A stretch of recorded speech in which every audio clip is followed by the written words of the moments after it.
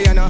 When the Ministry of Culture keep the big shows, one set of girls and banner. Cause I done fed up, you done fed up, he done fed up, she done fed up, we done fed up, the people fed up. You're hiding corruption inside the cup, look how evil set up. The people fed up. Every picture you take and promise you make, everything you do is about clout. Then you come into me for I shake your hand, there's nothing to smile about. Corruption inside every sector, but when it comes to them they send you. Try investigate efficiency, right? Go talk to Barretons too, cause I done fed up, you done fed up, he done fed up, she done fed up, we done fed up, the people fed up. You're hiding corruption inside the cup, look how evil set up. The people fed up. I done fed up of the dirty water, low pressure, want scream and tell somebody. Imagine 1500 US and they're telling me super salary. I done fed up of the unemployment racism and the lie they say one Guyana. Cause when you look with the oil money going, circulate with one set of banner. Cause I done fed up, you done fed up, he done fed up, she done fed up, we done fed up, the people fed up. You're hiding corruption inside the cup, look how evil set up. Yeah, my name is Jacinty Caldata Francis Vietnam, and since 1965 I become a voter, and I always place my ex next to the cup, and what they are doing today I can't take it, so I have no more vote to give to PPP anymore. I'm not going to vote anymore no more. If they have to lose by one vote, they're losing it by data. Basement level vibes with another one, straight up blackness. Aye, who tell the truth? Mark Benskop, defend the ghetto youth. Mark Benskop, radio station is the fruit. Mark Benskop, straight up from the root. Mark Benskop, who tell the truth? Mark Benskop, defend the ghetto youth. Mark Benskop, radio station is the fruit. Mark Benskop, straight up from the root. Mark Benskop, I do it for the love, him not do it for no money. Straight up, him attack, educating everybody. Big up my friends and big up my family. Turn on the radio, catch the vibes, it's integrity. Straight up, Benskop stands for unity. One people, one nation, one destiny. Free up the truth in the air, even the blind can see. The deaf can hear, the dumb can talk, the cripple can walk. Boom, who tell the truth? Mark Benskop, defend the ghetto youth. Mark Benskop, radio station is the fruit. Mark Benskop, straight up from the root. Mark Benskop, who tell the truth? Mark Benskop, defend the ghetto youth. Mark Benskop. All right, hey, guess what? Good night and welcome to Straight Up. My name is Mark Benshop. We're going to rock and roll for just about an hour and 2 minutes. All right, let's get some things out of the way. If you like shaking a leg or two, this is a backyard party, but it's a unique backyard party. If you go there, you're going to see a lot of folks from Guyana, maybe some politicians, some social media personalities, and all manner of things that's going to be happening at this backyard. But it's a different kind of backyard party by Shrimpy. Shrimpy is a genius, he's DJ Shrimpy. He's having a backyard party, not at his backyard, because the backyard at his house is too small, and it has been growing and growing. And so he and his beautiful wife, Claudette, they've decided that they're going to move the backyard straight at Woodbine Ballroom. That's August 9th. I may be there. You never know. Spend an hour or two, shake some legs, and get out of there. But support this event at Woodbine Ballroom, August 9th. It's Shrimpy, DJ Shrimpy. And it's cheap. It's just cheap. $30 to go in. Come on, guys. Support Shrimpy. All right. So I know a lot of you guys were looking for me last night. It's perfectly fine. I have no excuse, none whatsoever. But as you would know, things do happen, especially when you're stepping up in age, if you know what I mean. If you know what I mean. All right, it's elections time, and I know you guys don't want us to be away from you, and perfectly fine. We understand that. We understand that, indeed. And we are not going to get upset. We're going to rock and roll, though. Lots and lots of things we want to talk to you about. Um, and some of the things, what is it? We haven't heard, and let's just recap on some of the couple days ago news. This guy who has been convicted, according to what we've heard, fraud, a conviction of fraud. There is no word as yet as to whether this convict is in jail. Again, this convict should be in jail. How many of you agree that this convict should be in jail? I repeat, this convict, conman as he's known, should be in jail. I don't know. It's Guyana, right? Beautiful Guyana, as you would say. Beautiful Guyana. I don't know what's happening, but what I do know, and what you all know, is that on September 1st, you've got to make the right decision to vote these vagabonds out of office. You vote them out of office and you replace them with uh, good people, if you know what I mean. Good people, people who can make Guyana breathe again. Not people who will make Guyana squeeze again and continue with punishment. And no, no, no, no, no, no, no. You've got to stay away from that. Do the right thing. Don't allow emotions to get in your way. I repeat, do not allow emotions to get in your way. Come September 1st, you've got to do the right thing. And you all know what the right thing is. Am I correct? All of you? Every single one of you know what the right thing is. Now look at the support or the lack of support from these people are getting. They're not getting any support, and they're still spending hundreds of millions of your tax-paying dollars because they know they're not getting the support. And so they're running out there in various communities and grabbing, oops, sorry about that, when I say grabbing right away, there's a dog, there's a handcuff, there's a pulling people over on their side. I'm not calling anybody a dog, mind you. I'm not going to do that. You guys know that I just don't do that at all. And so this is what's happening too. They have those cutlass wielding individuals going there. And if you check some of these guys on the list, I noticed there's a guy out in Plaisance by the name of Bunbury. Wasn't a wanted bulletin out for him and cocaine or drugs and all these different things? What's going on in Guyana? Now, this is not the guy on the screen. This guy on the screen is supposed to be a Londoner who is chasing people with a cutlass, as they would say on the quarantine. A cutlass on the quarantine. All right, we have lots and lots of things we want to talk about. Um, you know, someone sent me a note, and they said that CN Sharma has endorsed a corrupt regime, a corrupt regime, a corrupt regime. And so, why are you guys surprised when people are endorsing corrupt individuals? Why? It's Guyana. People are frustrated, right? But that doesn't give them any right to endorse or to support corrupt individuals. You know what I mean? Now, this is not surprising that CN Sharma, because the guy who cannot pronounce because, but he says because. Now, because is probably, has been going through some rough times with his radio and television station.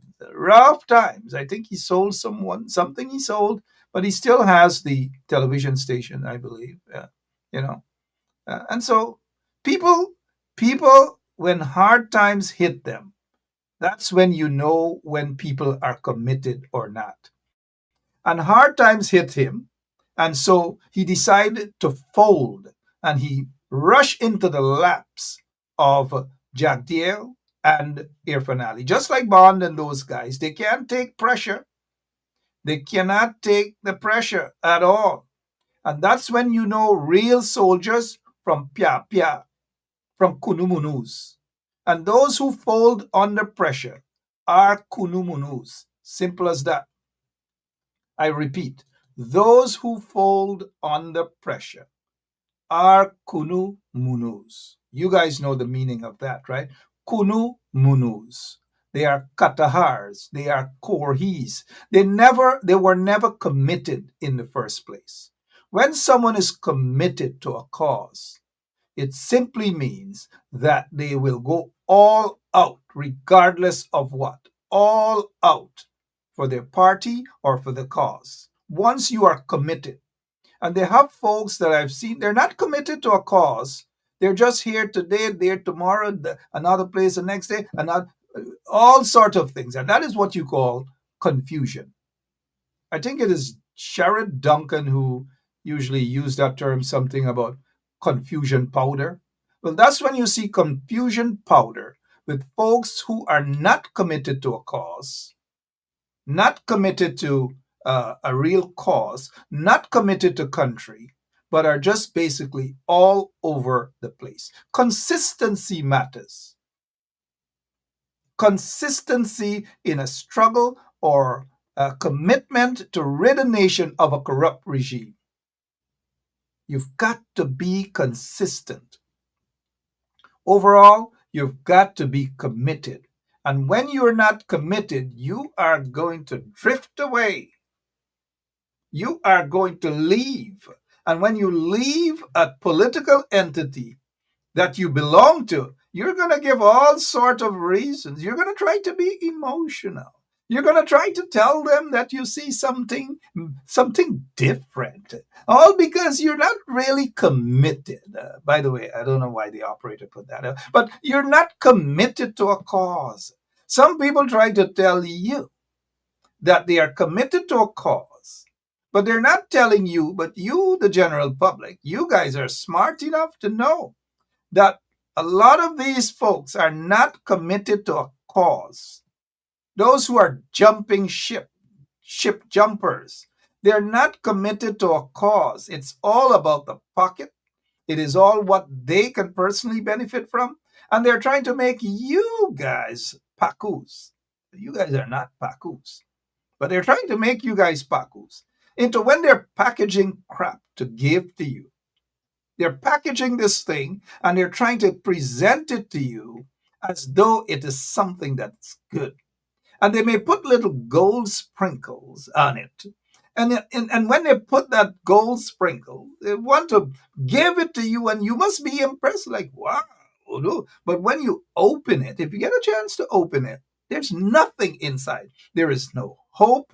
There is nothing. There's no future. There is absolutely nothing. And you guys have got to be careful with those little gifts and pretentious individuals who are talking about hope, not hope. But when they present to you whatever little package is just a little gold dust on it. Because when you open, it's bankruptcy, it's empty promises. There's nothing to offer you. So as you look around at the politicians and real political leaders, mind you, leaders who can take you out of the wilderness, not leaders who or individuals who pretend that they are leaders, who help to put you in that wilderness, starvation and punishment and discrimination and extrajudicial killings and corruption in the police force. Now, be careful with that package. Be careful.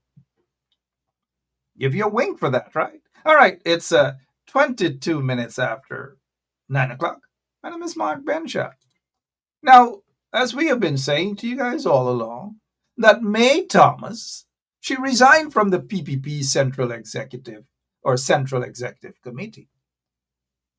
But we are told, well, we knew this because Jack Dale and the other vagabonds in the PPP regime, they're not telling you that this woman is still being paid with your money, taxpayers' money, even though she and the Mohammeds, of course, they were sanctioned. She was sanctioned with the Mohammeds. So if the corrupt PPP regime, they want to focus on the Mohammeds and say that the Mohammeds were sanctioned and blah, blah, blah, which is true. OFAC sanction, they must not leave out their permanent secretary, a government official, a woman that is connected to the PPP. She was sanctioned also, but yet the corrupt government of Guyana, the installed government of Guyana, they feel comfortable doing business with a sanctioned person. Isn't it surprising to some of you that not a word out of the mouth of Jack Deere, especially, about this sanctioned person, this sanctioned PPP person? Not a word about her. Not a single word. So if the Mohammeds are going to be painted with the same sanction brush, well, in equal measures, you can't leave this sanctioned woman out. Sanctioned woman, you cannot leave her out at all. Now, speaking of sanctioned woman, this is what we are hearing, that the Win Party members and one particular person, that is Natasha Singh, who jumped from the APNU PNC, jumped, and ran away into the arms of the Bluebirds, ran away into the arms of the Blue Party. And now everybody has a right to go and run away wherever they want to run away. You could even see a shark infested trench and just plunge into it. You don't care, just do that. And so Natasha Singh and I believe this individual, Deepart is, I believe his name is, yeah. They are saying, they have revealed that GBTI Bank, that's the Guyana Bank of Tourism and Industry or whatever it is, has closed their bank account at that bank. So they have been informed, according to the news, no reason at all. GBTI informed them that they can no longer do business with GBTI. Now, some folks may want to link that to the Mohammeds, who have been sanctioned by OFAC. The father and son and all of their business entities have been sanctioned by OFAC. And as a result of that, they cannot do business at all. And anyone caught doing business directly with them are also subjected to being sanctioned as well. It's not an automatic sanction, but they are subjected to that, and they're also subjected to law enforcement, to be placed on law enforcement radars. That is according to OFAC. Now, these two persons, Dehart, I believe, and Natasha Singh, they, according to reports, Demerara Bank, that is, thank you, Rosa. Demerara Bank has written to them to say that that's it. They can no longer bank there. And thank you, guys, Teresa Sandiford and others. Demerara Bank, thank you, Cheryl, and so forth. Demerara Bank, I stand corrected, and Demerara Bank is owned by the late UC Prasad. Demerara Bank, please, guys, thank you so much, all of you. Thank you. I stand corrected. Demerara Bank. And now there's a question. Why would Demerara Bank, just out of the blue, mind you, decided to close the bank accounts of these individuals? Thank you, guys. Demerara Bank. Thank you, Leighton, Charles. Demerara Bank. I stand corrected. Not GBTI. Demerara Bank. But why? Why? Is it something that is bigger? Is it something that involves international law enforcement agencies? We don't know. But what we do know is that the corrupt PPP regime can definitely go after some people to make it appear as though there's this bigger plan to sanction individuals who are basically in bed, so to speak, with the Mohammeds. Now, We don't know whether that is the case with this here. But this is serious. Serious because if Demerara Bank has done that without any sort of justification, then they are subjecting themselves to some serious legal matters.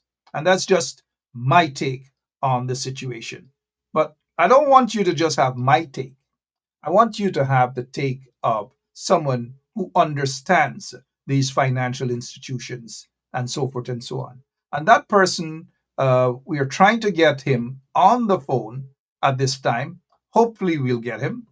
And when he comes on, you will know who that individual is that we are trying to get additional information on what banks are allowed to do. And mind you, Demerara Bank is a private bank, mind you. We have on the line with us former Minister of Finance and former Member of Parliament, no stranger to you guys, a man that makes the PPP trembles.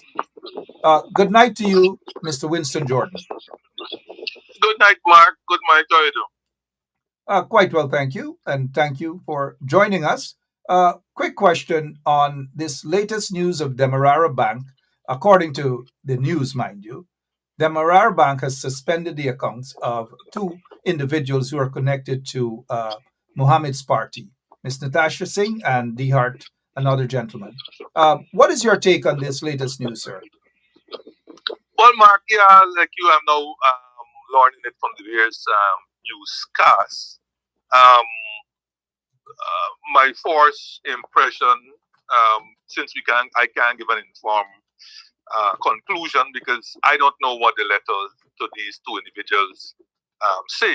What I could tell you generally that banks will normally close accounts for a variety of reasons. I don't know what is the reason in this case, but generally banks can close your accounts for, well, the classic one is inactivity, right? If the account gone dormant for a while, the bank could eventually close the account for lack of activity.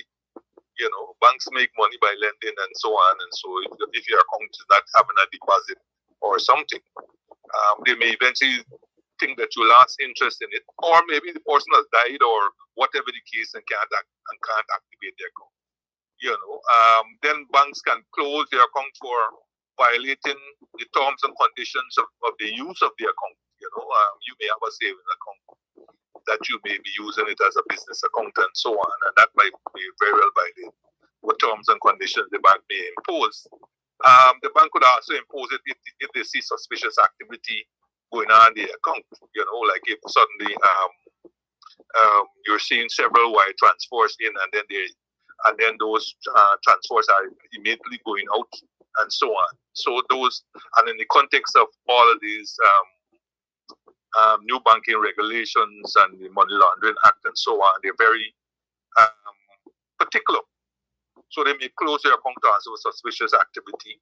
Of course, they can also close their account for a number of other reasons, including if they have risk management concerns. Now, I don't know whether in this case they may feel that it may be a risk continuing to keep the accounts of the individuals who have got their letters because of them being associated with someone who has been sanctioned by the U.S. government. So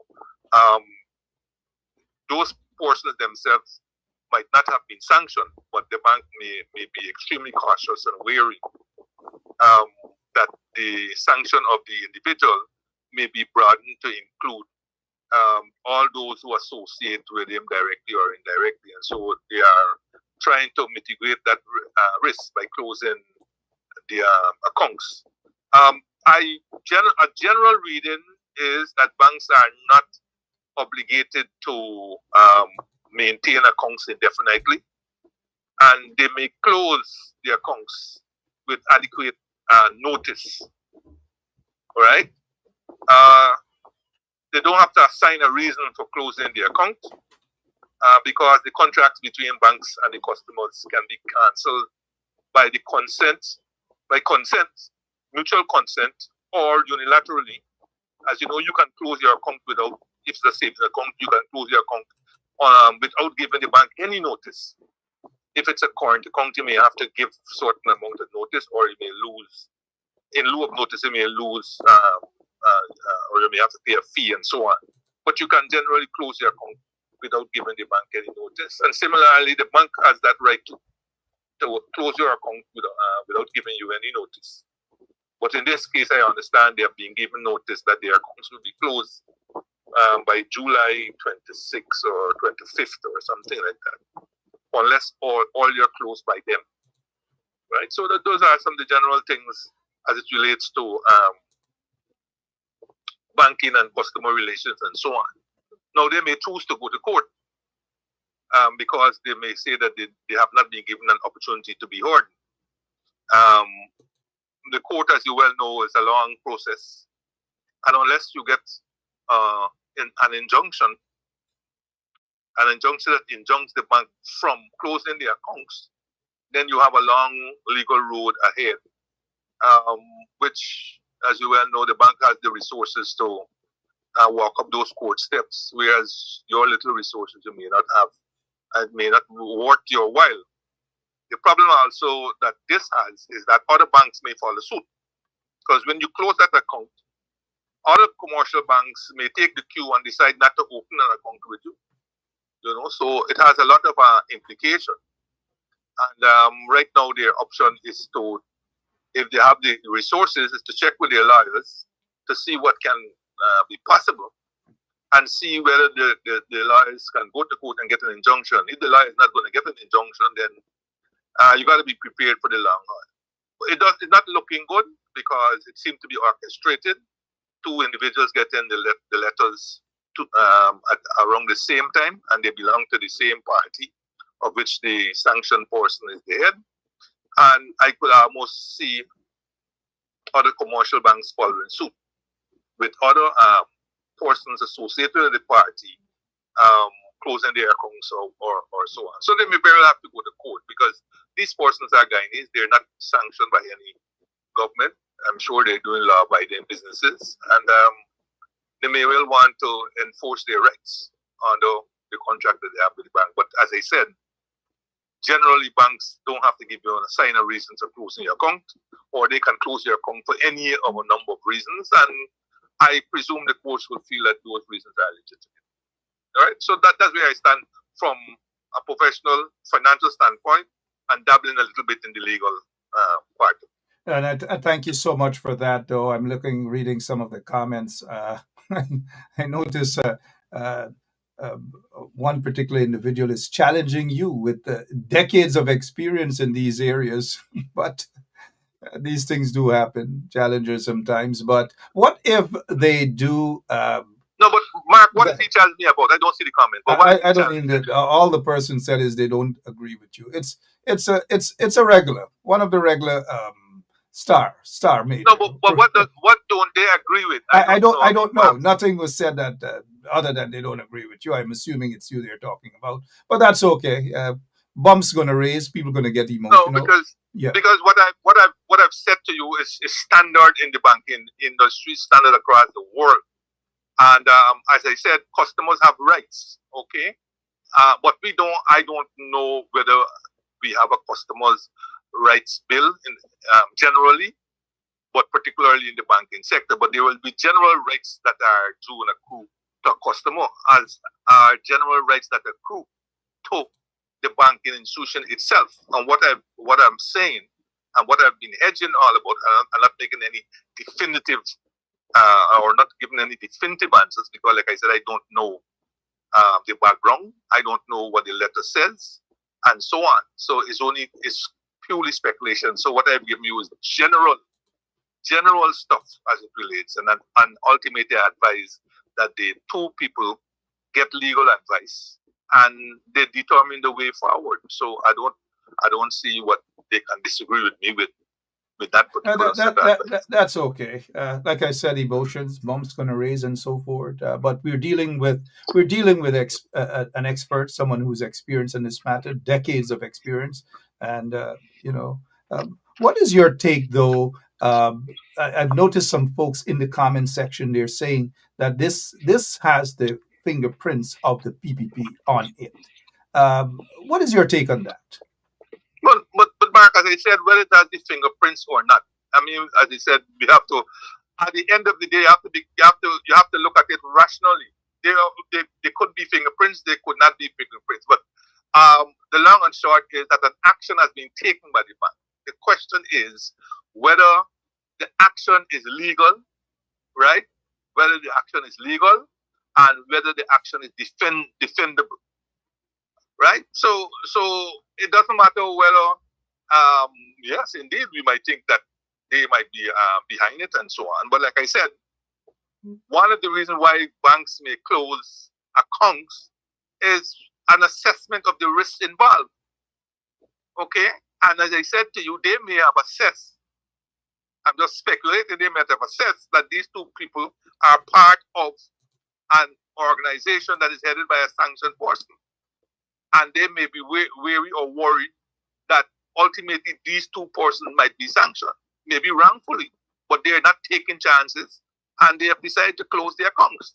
Now, like I said, the two people can go to their lawyers and let the lawyers explain whether what has been done by the bank can be done, can be challenged in court.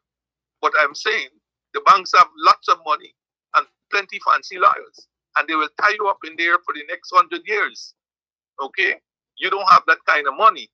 So unless your lawyers could get an injunction from the courts injuncting the banks from closing the accounts until the matter has been heard and decided, then you don't have much options thereafter, right? So the best approach is for the two persons to go to their lawyers and get legal advice, because I am saying if Demara Bank gets away with it uncontested, then I can see other banks following suit with other customers who might be there and who are open members of the winning party.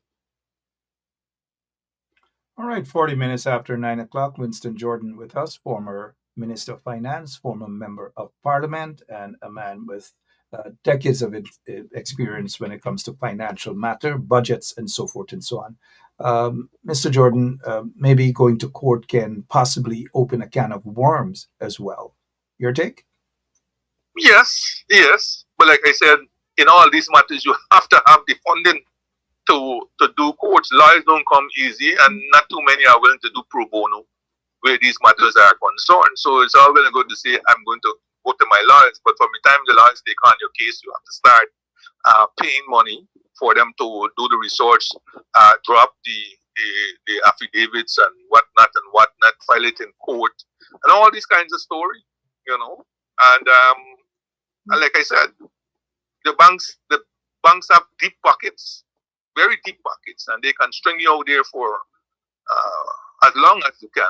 As you well know, the famous case of the guy who lost his work, lost his job, and after many years, and he almost went broke. If not broke, then he was awarded some monies, and then he had to wait a long time again. I have a whole book that has been written on it. I think he was the CEO or something of New Building Society or something. Look how long that case took. So, like I said, they have to be prepared for the long haul when they go to court. And unless they are going to get an injunction, an early injunction, injuncting the bank from closing their accounts until the matter is heard and concluded. Oh, thank you on that. We have two more questions for you. If this is an isolated event, people are not of the view, or are of the view, sorry, that it's not isolated. There's more to it. It could be the PPP, it could be other serious matters, but do you see others falling victim, so to speak, to the same pattern that these two who are connected? Yes, I can see that happening. I can see that. You see, here's the problem these two people have. Once these accounts are closed, I can almost see no other commercial bank in the country accepting deposits or accepting or agreeing to open new accounts with them. It's like a blackmail thing. You're sanctioned by one bank, and the rest will follow suit. Essentially, for no particular reason. So I don't know where they are going to keep their money. I don't know how they're going to get transactions, wire transfers, and all these kinds of things. I don't know. They must have to win the one foreign currency. They probably have to go to the banks when they want a check change. I don't know what is going to happen, and so on. So I really do feel that somebody must come to the rescue. Well, they say Mohammed got deep pockets, so maybe he can finance some lawyers and have this matter tested in court, because the implications are grave, and the consequences are grave if this matter is allowed to go uncontested. All right, thank you. Quickly, thank you, sir. But before we go, what's the mood like on the ground as Guyana prepares for elections September 1st? Yeah, well, I have been walking about and talking to people and so on, and I like that. I like what I'm hearing. A lot of people are being carried away by people jumping up in a van with red and blues and whatever else. But I like what I'm hearing. I think the Greens are going to give some other colors some real hefty blows. I can see it coming, and if they are depending on those crowds of people wearing their T-shirts of reds and blues and figuring that is votes, I think the electorate, just taking a cue from what happened in 2023, they know where they want to go, but they are not prepared to look a gift horse in the mouth. So if you're having free jerseys and so on, those are clothing and apparel, and we're gonna wear them if you want us. If you're sharing out money, we are there. Whatever you want us to do, we will do. But when we go into the box, will be a different story. I like what I'm hearing, and I feel confident that the Greens will give them a real run for the money. And since you've mentioned that, what about the policies and so forth that the Green APNU? What about their policies? You think it's catching on? It's good for the country? Well, I believe that many of their policies are exceptionally well put together. I feel that their packaging needs some work so that people really understand what it means and so on. I mean, because they take, for example, electricity, 10,000, and you only pay for 1,000 afterwards, or if your bill is 11,000, you get 10,000 and so on. You have to show what that means for the ordinary person right now, because quite frankly, the person is stealing electricity and not paying any bill. It doesn't mean anything to them, right? But you have to know the targeting, the messaging, who you're talking to, and so on. And it has to be sold as a package, not as a one-off. A poor person right now struggling, one person working, got 3 children, got the thing and so on. You have to show in terms of the measures that you have out there, how much is actually going to the household in terms of all the different things that you've put in there. You have to, quantify it and see immediately how they will be better off. So it needs tightening, it needs packaging, and not too much long paper and so on, because lots of people not into reading all this stuff and so on. Visuals are important. You have to show how your sets of measures are going to be superior to what your other people are putting out. You have a lot of con that is being put out there. Like I said today, I saw the Reds went to Albion and talked about a $200 million bank that will be set up. That bank is already literally in place, if you check it, because they inherited a SLED program from the coalition. And because of lack of resources and so on, we were not able to put large sums of money. But over this 3.5-4 year period, we were able to put in in excess of $650 million on the SLED program. And the SLED program was designed to help micro, small, and medium-sized businesses. Small businesses, the black pudding lady, the barber, the sugar cake lady, the plantain chip person making plantain chip, the person who wanted to start up, the hairdresser, right? The person who has done some nails and so on, the person who has done some food nutrition, the person who wanted to go into a little bit of carpentry. That was what the SLED program was meant to be. It was called Sustainable Livelihood and Entrepreneurial Development. The PPP, when they came in, they got rid of all kinds of different things, but they never got rid of the SLED program because they understood the value of the SLED program. It was meant to get around all those people who could not go to a bank and get even seed money to start up businesses.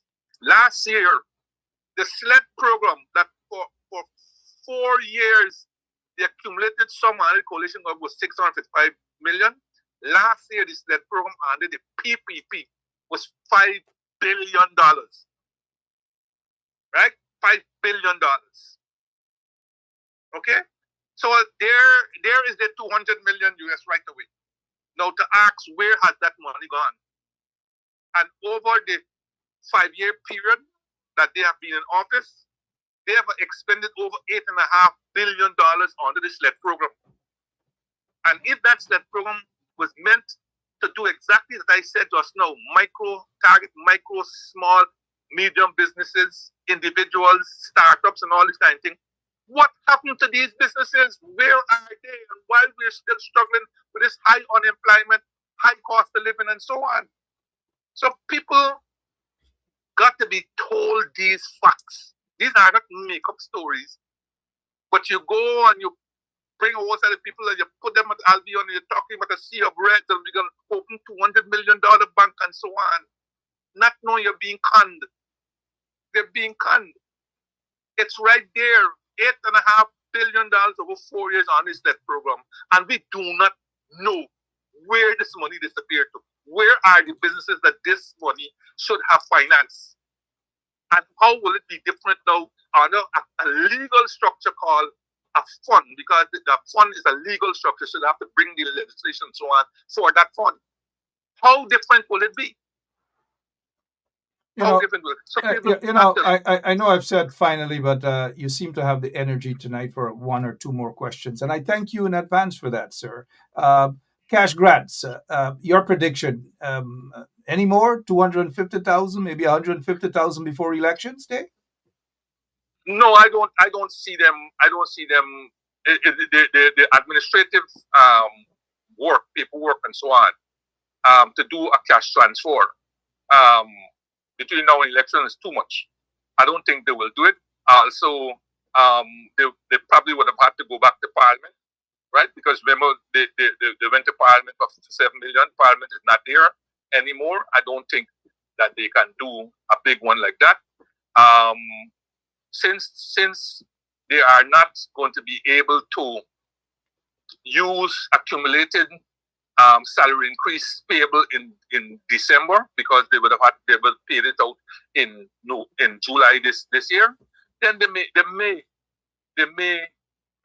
think about a cash grant before the end of the year. I doubt whether you'll have any more cash, but they will have to find something, maybe a month's salary or something, to give to the people if they win in September, right? But generally, yes, they will have to do cash transfers down the road. I think we should insist on the legalizing of cash transfers. I made this point. I think it's in today's papers that Stabrook News carried, although it's quite mangled in terms of what they carried here. But the point I was making was that cash transfers should be institutionalized, legal. All right. We lost you there for a minute, but go ahead. Yes, and it should be made dependent on income derived from oil and gas. Mr. Jordan, the PPP, they love to focus on the Mohammeds as being sanctioned, and they address the Mohammeds them as sanctioned people. But they're not turning their focus or attention on someone in their party, who was part of the government, was sanctioned as well, May Thomas. Word is that she's still being paid. If true, what is your take? Well, I don't know what she is being paid as, if she is being paid, and sooner or later the general or the accountant general or the finance secretary will have to should be made to say the basis on which um, that person is paid. Generally, when you are in some kind of trouble with the government, you can be sent on leave, but that leave can be indefinite. She hasn't been charged with anything, and therefore, um, she can only be on leave for that amount of time. You can't be on leave for the next 10 years or But 15 she's been years. sanctioned. She has been sanctioned by OFAC. Yeah, she might be sanctioned on OFAC, but that doesn't mean she has been sanctioned by any entity in Guyana. No, but She hasn't been sanctioned. any entity that does business with a sanctioned person, opening themselves to be sanctioned as well. But that's well, I mean, that is true. But that again is an interpretation. She may claim under the laws of Guyana that she has a right to work. All right, she has a right to work, and that she has broken no law in Guyana. So, and therefore, what about if the Mohammeds use that same yardstick to say that they have a right too? Yes, but I mean, listen, none of these things have been tested in a court of law, and therefore, we don't know where it's going to end up. And somebody just went to be tested. Mohammeds decide they're not going to go down the road. They got enough money. They have enough money. As I said, I don't know what position is Miss May Thomas holding. Is she still a permanent secretary? I don't know if she still is. And permanent secretaries serve at the pleasure of the president. They're not appointed by the Public Service Commission anymore. So he can terminate that appointment whenever he wishes.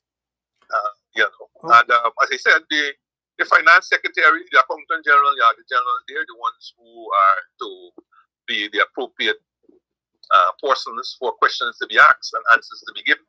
But would you say the same for this senior police officer who has been sanctioned for drug trafficking by OFAC? Well, and don't you see he has been sent on leave, and they haven't said that he's not getting his salary and so on. Sent on leave with pay. Sent on leave with pay. Yes, he's sent on leave with pay, which is probably what Miss May Thomas is on also. They can keep saying, well, we're asking for different things from OFAC. We're waiting to see them send anything, and they can wait from now to eternity. I don't know if OFAC will send them anything. So it's a clear case of them making a decision. And they can make that decision quite comfortably. Quite comfortably. You will come to an agreement with the person because, like I said, even though you send them on leave, to dismiss them without them being heard or natural justice, they can go to court. They can go to court, and you know where that is going to end up. Yeah. Okay. Yeah. As we prepare to wrap up, final question for you, Mr. Jordan, and I promise you it's a final question for tonight. How confident are you with GCOM delivering free and transparent elections? Fair and transparent. After the experience of 2020, and I'm not very close to this stuff anymore. After the experience of 2020, I really have no confidence in GCOM's activities, and to be quite honest, I work or Miss Claudette Singh, a person who I had extreme high regard for, because in the 80s I got to know her, and she worked closely with the Ministry of Finance in terms of all the loans that we were getting from the IDB, World Bank, and so on. And she would be the one who would have to give the legal opinion and so on. She was very good at it. She developed a good architecture way that was concerned. And I still, in some respects, have some regard for her. But I'm extremely disappointed with her approach or her understanding of the role of the chairman, especially in the context of the Charter Center formula, and why she couldn't take a leaf out of Suresh Ali's book in terms of how he managed GCOM and how he was able to get some kind of decision, unanimity in the decisions, without his input. I understand it's only once he was forced to use his casting vote, and that says a lot. And I don't understand why Justice Singh couldn't use the same approach. Now, every decision bar none, where deadlock had been come about, she has cast it in favor of the government commissioners, which is a signal turnaround, because I remember when she was appointed by then President Granger, they had a violent reaction from the then opposition to her acceding to the throne. And to see from when she came to where she is at the moment, and how she has run the ship over there, is a bit of a disappointment to me personally. Yeah, I heard rumors that she will not be around, or she's given up after this elections and so on. I don't know how true it is, but I thought after the 2020 election, it might have been a good time for her to hang up her hat, and sail into the sun. In fact, many of the people who were involved in the 2020 should not be around. I did a podcast last week, and I was aghast at OAS sending back Bruce Golin to lead the OAS observer mission again. And for me, you have of the billions of people on this planet, you're telling me they couldn't find somebody else to lead the mission, especially he was involved in the 2020 elections and the observer, and what that itself involved. So I don't know really, but yeah, Mr. That's my take. Yeah. We respect and we appreciate your time, sir. And no, it's 10 o'clock. People expect that we will go until 11, but I'm saying to them, no, Mr. Jordan has to go. He really does have to go. But thank you so much, and looking forward. When are you on Kadaki's program? Tomorrow or Thursday? No, Thursday. Yeah, folks, you can tune in to Kadaki in the morning around 8 o'clock. Former Minister 7:30. Thank you, sir. Former Minister of Finance, Mr. Winston Jordan, will be there for this podcast. Thank you so much, sir. Appreciate your time as always.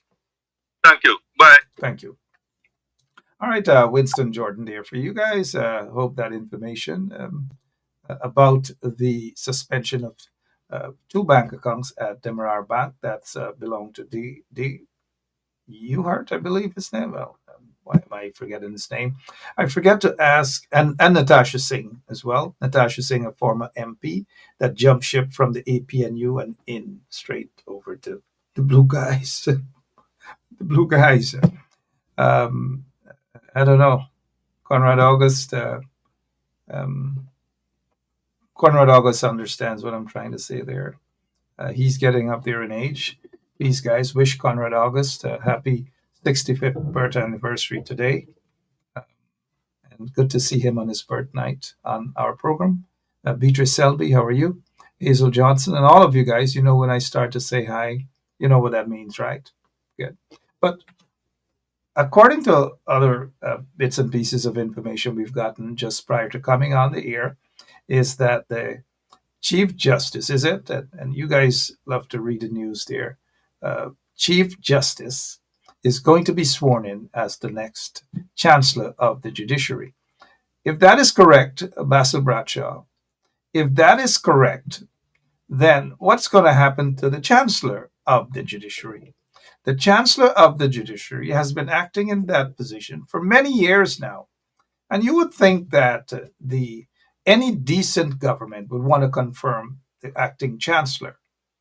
But what the PPP regime is about to do, and remember, They want to safeguard in the event that they are going to rig the elections again and rush a secret swearing in like Janet Jagan and Dudnat Singh and those guys that rushed her to be secretly sworn in. I think the corrupt PPP regime is setting the stage in the event that the elections go against them, and we all know it will go against them. So they're setting the stage to cheat, to rig. And so they probably, they are more comfortable with a different chancellor of the judiciary because, in order to be sworn in, it has to be done by the chancellor of the judiciary. And so they want a clean house right now because they're not certain, they're not confident of a victory. And that is why they are rushing to do these sort of things right now. But the next government, headed by decent people, not corrupt people, decent people, you know what I mean, headed by decent people, have to ensure that they correct all of these corrupt transactions by the corrupt PPP regime and these questionable acts 1 month or so before elections. There should be no contracts awarded. There should be no promotion. There should be absolutely, I'm not saying that the government should cease operations, but certain things are unacceptable at this point in time. And the next government, headed by decent people, for the most part, decent people, should undo all of the corrupt practices by the PPP regime during this period, especially. They are going to also give away lands, not 83,000 acres of land, lands that they give away, land that they give away to the Mohammeds, but they are going to give away lands to their friends, other friends and cronies. They're going to give away hundreds of house lots to themselves and friends and cronies. You've got to be extra careful, guys. All right, gotta go. God bless you all. If you're celebrating your birth anniversary, happy birthday to you. Happy birthday. 65th birth anniversary to Conrad August. Those who care to wish him a happy birthday, go right ahead. If not, I can understand why. And if you are going through some trials and tribulations, we wish you all the best as well.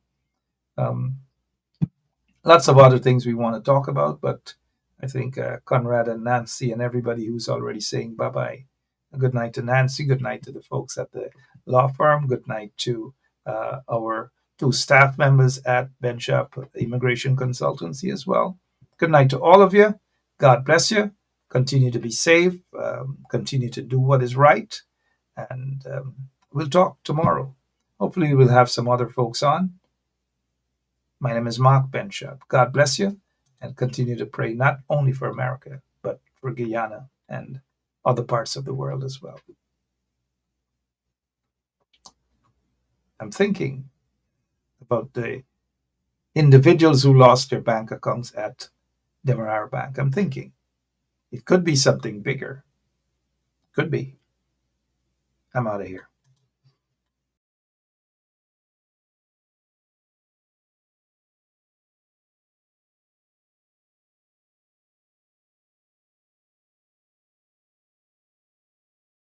There and fabricate that. Unless you say who the person is, I can't comment on anonymous people. Okay, well, let's talk about specific individuals. What is your relationship with Mr. Su Jurong? Su? Oh, Su? My relationship? Oh, Jesus Christ. If cost of living double, I don't know what happened. A pound of sugar is $300 already. Flour, everything gone up. Everything just raising. You gotta get about $40,000 for buy good ration. You gotta get 3 man now. A weekend man, a monthly man, and a fortnight man. Yeah, my name is Jacinty Caldata Francis Vietnam, and since 1965 I become a voter, and I always place my ex next to the cup. And what they are doing today, I can't take it. So I have no more vote to give to PPP anymore. I'm not going to vote anymore no more. If they have to lose by 1 vote, they're losing it by data.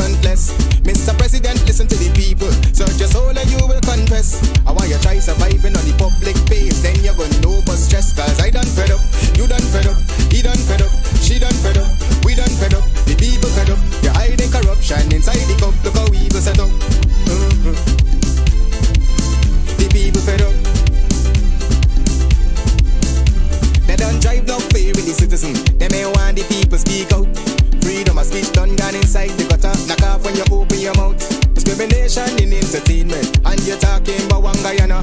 When the Ministry of Culture keep the big shows, one set of girls and banner. Cause I done fed up, you done fed up, he done fed up, she done fed up, we done fed up, the people fed up. You're hiding corruption inside the cup, look how we evil set up. The people fed up. Every picture you take and promise you make, everything you do is about clout. Then you come into me for I shake your hand, there's nothing to smile about. Corruption inside every sector, but when it comes to them, they say